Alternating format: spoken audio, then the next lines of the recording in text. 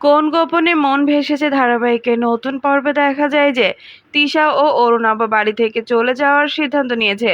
কিন্তু তিশা মনে মনে বলছে এ বাড়ি থেকে কিছুতেই চলে যাওয়া যাবে না। তাই নিজের ব্যাগ থেকে একটা কাগজ বের করে তিশা, আর সেটা অনির বাবার হাতে দিয়ে কাগজটা ভালো করে পড়তে বলে তিশা। তারপর কাগজটা পড়ে বলে অরুণাভর ব্লাড ক্যান্সার হয়েছে। একথা শুনে চমকে ওঠে শ্যামলী, অনি সহ বাড়ির সবাই।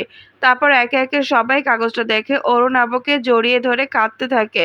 তারপর অরুণাভ চলে যেতে চাইলে অরুণাভকে আটকে দিয়ে অনির বাবা বলে পৃথিবীর সবচাইতে বড় ডক্টর দিয়ে তোর চিকিৎসা করানো হবে।